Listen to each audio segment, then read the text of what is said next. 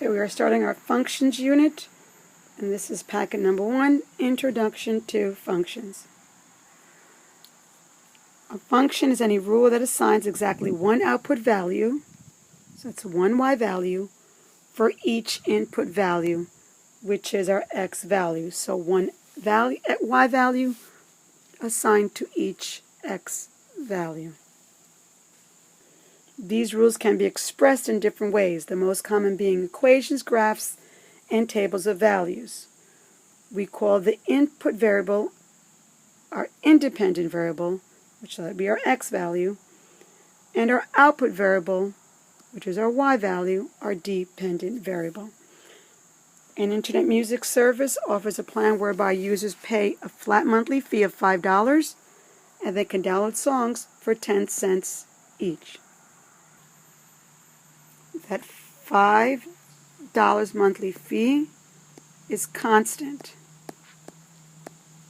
That is never going to change. Every month you must pay that $5. What are the independent and dependent variables in this scenario? So our independent values are our number of downloads.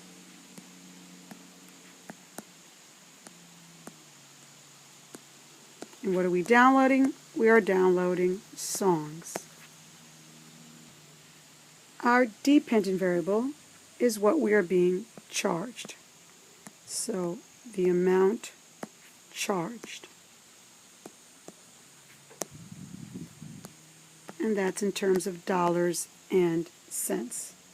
So let's fill out our table. Our number of downloads will be X, what we're inputting, and our output is the amount we are being charged. So if we download 0 songs, it's 10 cents times 0, which is 0, plus our $5 monthly fee, so it's $5. For 5 downloads, it's 10 cents times 5, plus our $5, that's $5.50. For 10 downloads, that's 10 cents times 10, plus 5, makes it $6.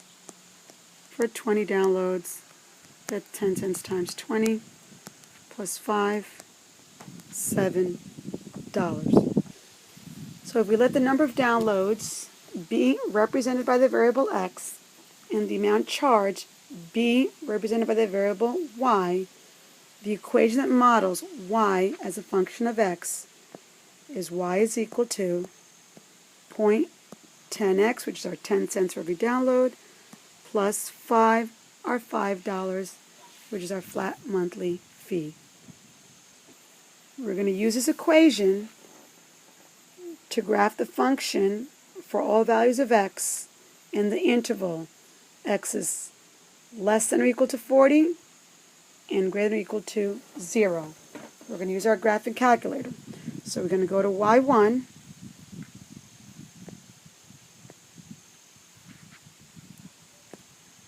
in our calculator, and we're going to input the following equation: 0.10x plus 5. We just set up our table, so we're going to press second window, which will allow us to set up our table. We're going to start our table at 0, and our delta table we're going to set to 5, because that means increments of 5 for our x values. Now we're going to go to second graph, and we're going to be able to use the table we've just generated to plot our points. So we see that when x is equal to 0, or 0 downloads, our y is going to be 5. So we plot the point 0, 5. On our y values, every box is 50 cents, so every 2 boxes will be $1. For 10 downloads, it's going to be $6.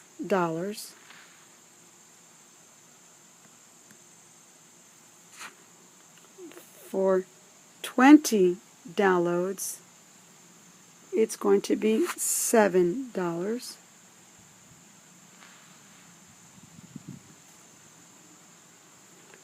For 30, it's going to be $8.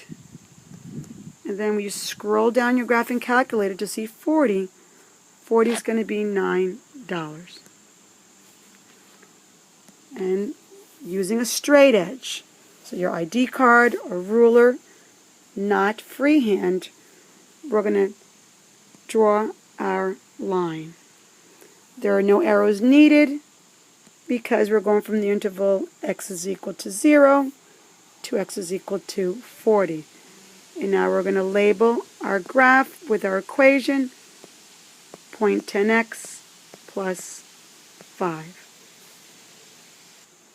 Okay, now we're going to draw the vertical line, x equals 3, on both graphs. We're going to start first by labeling 3 on our x-axis, and then again, using your straight edge, never draw lines freehand, we're going to draw our line x equals 3. Do the same thing on the bottom graph, again using a straight edge.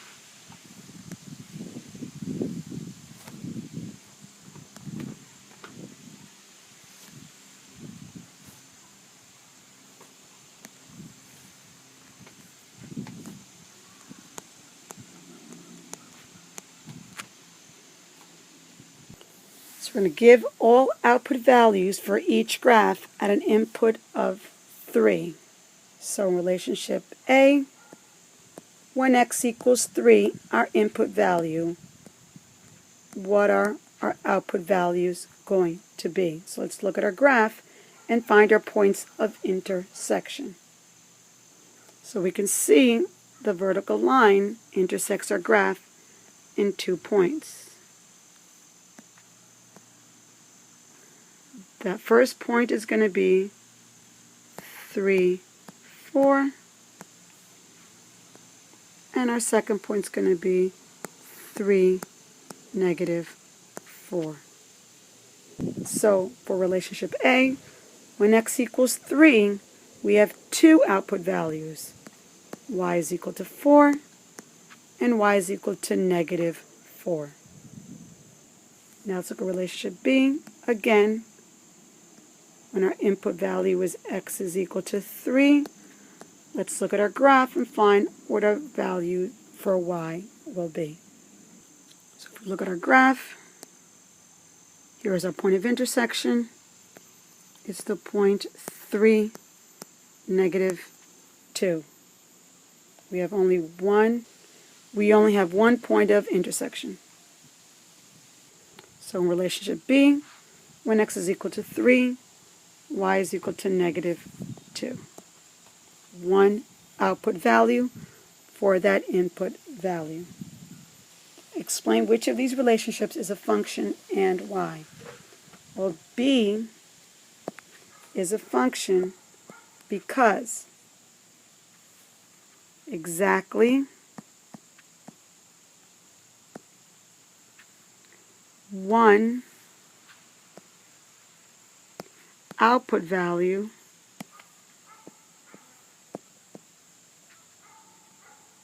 is assigned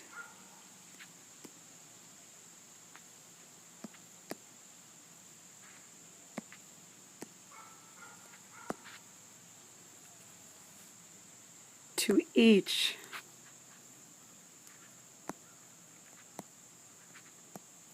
input value.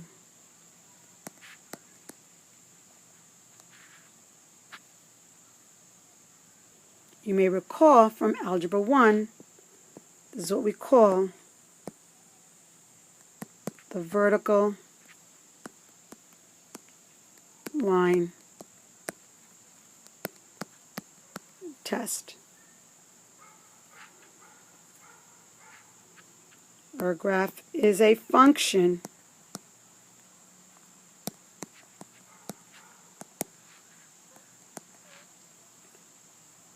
if all vertical lines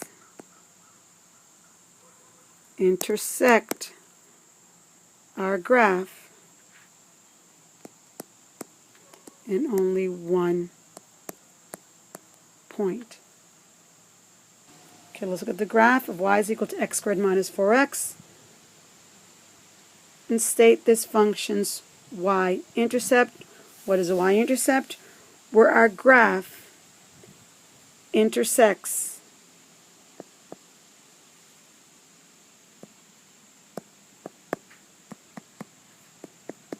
the y-axis.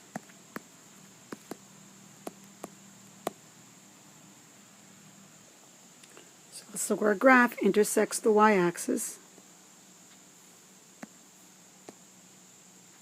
Okay, and that's our point 0, 1. So you see,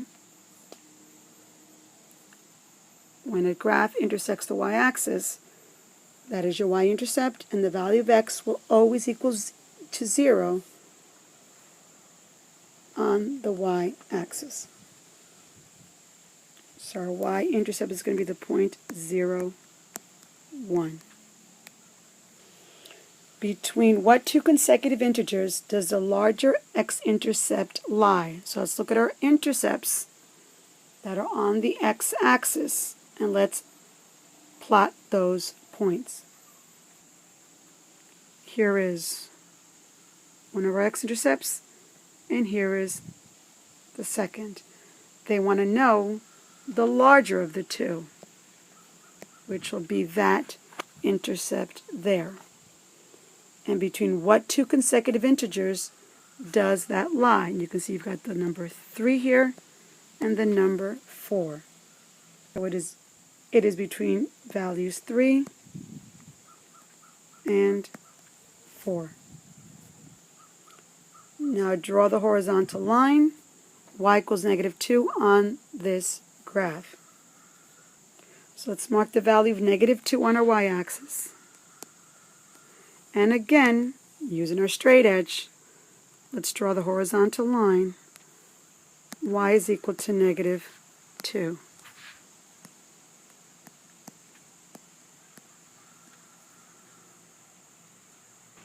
Using these two graphs, find all values of x that solve the equation below.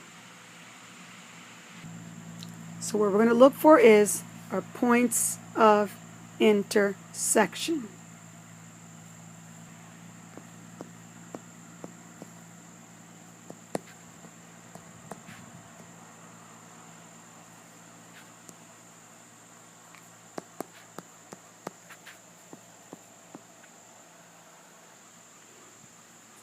We see here is a point of intersection, which is our point 1, -2, and our point also here, which is 3, -2. So the values of x that solve the equation below are x is equal to 1 and 3. Now we're going to verify these values of x as our solutions by using the store key on your graphing calculator.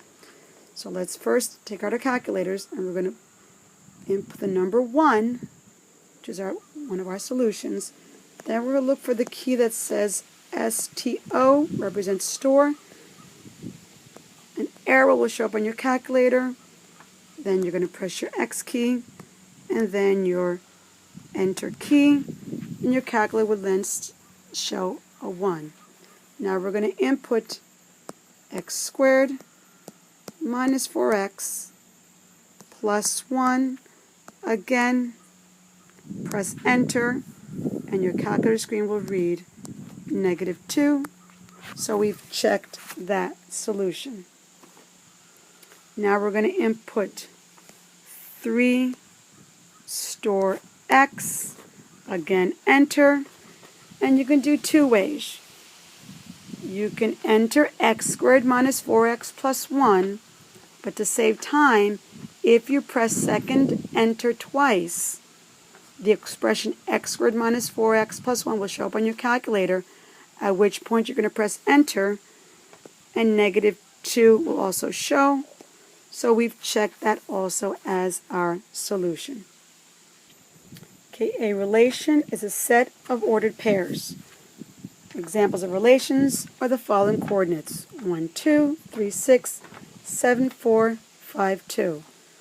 Also, a list that matches your final average for the class and your regent's grade. Things that are not a relation are things such as a list of groceries.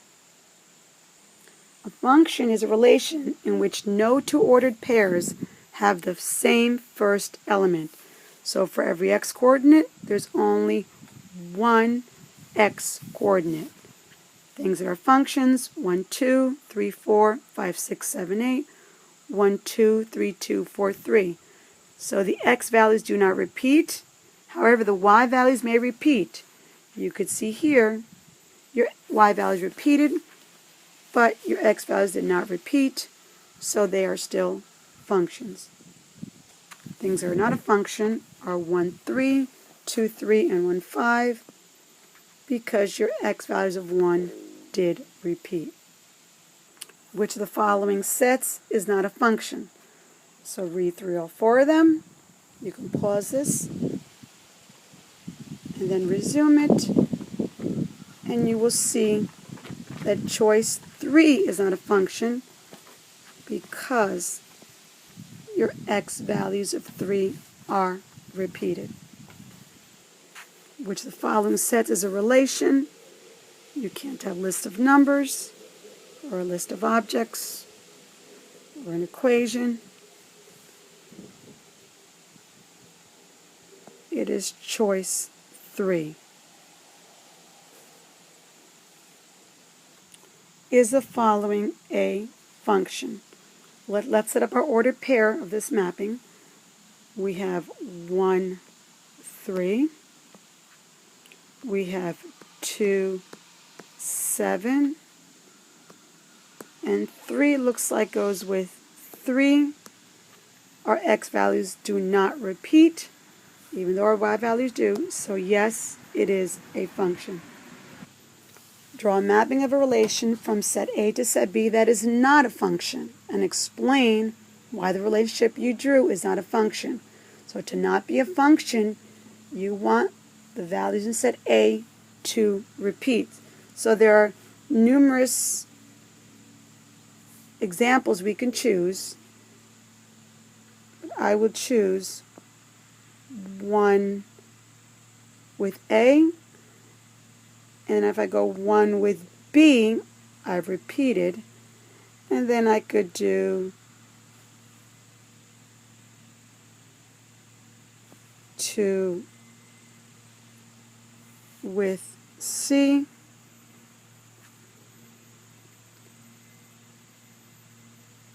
and I can do 3 with C or any of them. Okay, let's write down our ordered pairs. We have 1A, 1B, we've got 2C, and 3C. What makes this not being a function is not the fact that C repeats, but that 1 repeats. So y is not a function because the input value of x equals 1 repeats. Okay, this concludes our first lesson on functions. The answers to the homework will be available at a later time.